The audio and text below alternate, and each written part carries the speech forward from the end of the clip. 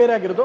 ಇಬ್ಬರು ಕರಿಯರ್ ನೋಡ್ಕೋಬೇಕು ಅಂತ ಅವ್ರೇನು ನನಗಿರೋ ಮಾಹಿತಿ. ನಾನು ಚಂದನ್ ಹತ್ರ ಮಾತಾಡೋ ತನಕ ಏನೂ ಹೇಳೋಕ್ಕಲ್ಲ. ಈ ಸಮಯದಲ್ಲಿ ನಾನು ಹೇಳೋದೇನೆಂದರೆ, ನಾವು ಕೇಳ್ಕೊತೀವಿ, ಇಲ್ಲ ಧ್ರುವ ಸರ್ಕಲ್ ಹೇಳಿಸ್ತೀವಿ, ಅದು ಯಾವುದೂ ಇಲ್ಲಾಂದ್ರೆ ಅಪ್ಪು ಸರ್ದು 3ನೇ ಬಾಣ ಯಾವ್ದು ಹೇಳಿ, ಇದು ಮಿಲನ ಫಿಲಮ್ ಕ್ಲೈಮ್ಯಾಕ್ಸ್ನ ಕಟ್ ಮಾಡಿ ಕಳಿಸಿ, ಅಲ್ಲೂ ಡೈವರ್ಸೇ ಆಗುತ್ತೆ. ಆರ್ಡ್ರ್ ಇಬ್ರು ಕೈಗೂ ಬರ್ತದೆ. ಆಕೆ ಹೋಗ್ಬೇಕಾರೆ ಅಪ್ಪು ಸರ್ ಓಡೋಗಿ ತಡೆದು ಒಂದಾಯ್ತಾರೆ. ಅಂಥದ್ದೆಲ್ಲ ಐತೆ ಅಂದಮೇಲೆ ನಾವು ಚಂದನ್ನ ಒಂದು ಮಾಡೇ ಮಾಡ್ತೀವಿ, ಪ್ರಯತ್ನ ಮಾಡ್ತೀವಿ. 3ನೇದ್ದು ನಾವು ಹೇಳಿಲ್ಲ ಅಣ್ಣ, ಇಲ್ಲ ಅಣ್ಣ, ಅವ್ರು ಯಾಕಣ್ಣ ಮಾತಾಡ್ತಾರೆ. ಒಂದು ನಿಮಿಷ, ಧ್ರುವ ಅವರು ಇವತ್ತು ಅವರ ಅಣ್ಣನ 4ನೇ ಪುಣ್ಯಸ್ಮರಣೆಯಲ್ಲಿದ್ದಾರೆ, ನೋವಲ್ಲಿದ್ದಾರೆ. ನಾವು ಈ ಸಮಯದಲ್ಲಿ ಮಾತಾಡಿಸ್ಬಾರ್ದು. ನಾಳೆ ನಾಳಿದ್ದು ಕೇಳ್ತೀನಿ, ಏನಣ್ಣ ಕತೆ ಇದು, ಏನೋ ಒಂಚೂರು ನೋಡಿ ಅಣ್ಣ ಅಂತ ಕೇಳ್ಕೊತೀವಿ. ಕೇಳಿದ್ರೆ ಧ್ರುವ ಅವರು ಇದಕ್ಕೆ ನಿಂತಾರೆ. ಧ್ರುವ ಅವ್ರದ್ದು ಹೆಂಗೆ ಗೊತ್ತಾ, ಬ್ರೋ ಅದೇನೋ ಮಾತಾಡೋಣ, ಕರ್ಸಿ ಬ್ರೋ ಅದೇನು ರೆಡಿ ಮಾಡ, ಅವರು ಆ ಥರ ಅವರು ನಿಮಗೆ ಗೊತ್ತಿಲ್ಲ, ತುಂಬ ಪ್ರಾಬ್ಲಮ್ಸ್ಗಳನ್ನ ಜಿಮ್ಮಲ್ಲಿ ಕೂತ್ಕೊಂಡು ಸೆಟ್ಲ್ಮೆಂಟ್ ಮಾಡ್ಬಿಟ್ಟವ್ರೆ. ನಿಮ್ಗೆ ಇದು ಎಷ್ಟೋ ವಿಷಯ ಗೊತ್ತಿಲ್ಲ. ಜಿಮ್ಮಲ್ಲಿ ಕೂರ್ಸ್ಕೊಂಡು ಅವನ ಕರ್ಸಿ ಬ್ರೋ, ಇಲ್ಲಿ ಯಾರೋ ಹುಡುಗರ್ದಾವ್ ಕರ್ಸಿ ಬ್ರೋ, ಇಬ್ಬರು ಕಡೆ ಮಾತಾಡಿಸಿ ಸಾಲ್ವ್ ಮಾಡಿದ್ದಾರೆ ಧ್ರುವ ಅವರು. ನಮ್ಗೆ ಇಂಥ ವಿಚಾರದಲ್ಲಿ ಧ್ರುವ ಅವ್ರ ಮೇಲೆ ನಂಬಿಕೆ ಇದೆ. ಧ್ರುವ ಅವರು ನೋಡೋಣ ಏನು ಡಿಸೈಡ್ ಮಾಡ್ತಾರೆ ಅಂತ. ಸರ್, ನೀವು ಹೇಳಿದ್ರಿ ಅವರಿಬ್ಬರು ಕರಿಯರ್ಗೋಸ್ಕರ ಒಂದು ನಿರ್ಧಾರ ತಗೊಂಡಿರ್ತಾರೆ ಅಂತ. ಇದಕ್ಕಿಂತಲೂ ಮುಂಚೆ ಅವರಿಬ್ಬರು ಎಷ್ಟೋ ಜನಕ್ಕೆ ರೋಲ್ ಮಾಡಲ್ ಆಗಿರ್ತಾರೆ. ಇಬ್ಬರು ಕೂಡ ದೊಡ್ಡ ಸೆಲೆಬ್ರಿಟೀಸ್ ಆಗಿದ್ದರಿಂದ ಅವ್ರನ್ನೇ ಇನ್ಸ್ಪೈರ್ ಆಗಿ ಲವ್ ಮಾಡಬೇಕು. ನಿಮಗೆ ಒಂದು ಶಾಕಿಂಗ್ ನ್ಯೂಸ್ ಹೇಳ, ನನ್ನ ವೈಫ್ಗೂ ನನಗೂ ಒಂದು 5-6 ವರ್ಷ 7-8 ವರ್ಷ ಡಿಫ್ರೆನ್ಸ್ ಇರಬೇಕು. 6-7 ವರ್ಷ ಗೊತ್ತಿಲ್ಲ ನನಗೆ.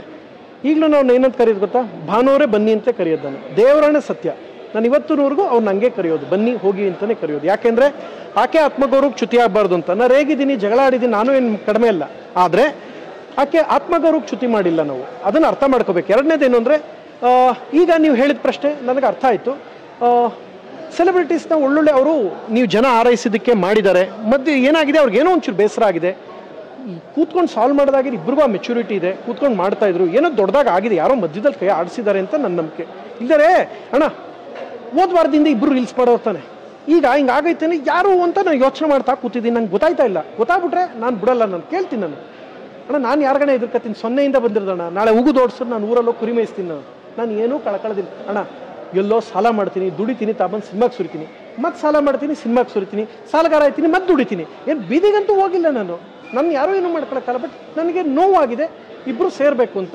ಯಾರೋ ಮಧ್ಯದಲ್ಲಿ ಯಾರಾದರೂ ಮಾಡಿದ್ರೆ ತಪ್ಪು. ಅವ್ರ ಪೇರೆಂಟ್ಸು ದೊಡ್ಡವ್ರು ಮಾತಾಡ್ತಾರೆ. ಅವರಿಬ್ಬರು ತುಂಬ ಒಳ್ಳೆ ಪೇರೆಂಟ್ಸು. ನಾನು ಚಂದನ್ ಅವರ ಪೇರೆಂಟ್ಸ್ ಬಗ್ಗೆ ಮತ್ತು ನಿವೇದಿತಾ ಅವ್ರ ಪೇರೆಂಟ್ಸ್ ಎಲ್ಲ ಸಜ್ಜನರಿದ್ದಾರೆ. ಅವರು ಯೋಚನೆ ಮಾಡಿ ದೊಡ್ಡವ್ರು ನಿರ್ಧಾರ ಮಾಡ್ತಾರೆ. ನಾವು ಚಿಕ್ಕವರು. ಆ್ಯಂಡ್ ಒಂದು ಮಾಡೋಕ್ಕಂತೂ ನನ್ನ ಶಕ್ತಿ ಮೀರಿ ಪ್ರಯತ್ನ ಮಾಡಿ. I try my best. ನಾನು ನಾಳೆನೇ ಮಾತಾಡ್ತೀನಿ ಚಂದನ್ ಹತ್ರ. ತುಂಬ ನೋವಾಗಿದೆ ನನಗೆ, ದೇವರಾಣೆಗೂ. ಆಮೇಲೆ ಲಾಸ್ಟ್ ಮಾತು ಹೇಳ, ಚಂದನ್ ಇದು ಸೀರಿಯಸ್ ಆಗಿ ಹೇಳ್ತಾ ಇರೋದು, ಸೀರಿಯಸ್ ಆಗಿ ಹೇಳ್ತಾ ಇದ್ದೀನಿ. ನೀವಿಬ್ರು ಬೇರೆ ಆದ್ರಿ ಅಂದರೆ ಆಡ್ಕೊಂಡು ಹೋಗೋಕೆ 1000 ಜನ ಇದ್ದಾರಪ್ಪ. ಅದೊಂದು ಮಾಡ್ಕೋಬೇಡ್ರು. ಆಡ್ಕೊಂಡು ಹೋಗೋರು ಇದಾರಲ್ಲ, ಹಿಂಗೆ ಆಗ್ಬೇಕಾಯ್ತು ಮಗನ ಕಾಮೆಂಟ್ ಹಾಕ್ಬಿಡ್ತಾರೆ. ಅದನ್ನ ನೋಡಿ ಒಂದು 10 ಸಾವಿರ ಸೂಪರಾಗಿ ಹೇಳಿದೆ ಗುರು, ನೀನು ಸೂಪರ್ ಗುರು ಅಂತ. ಅವ್ನು ತಿನ್ನೋಕೆ ಇಟ್ಟಿರಲ್ಲ.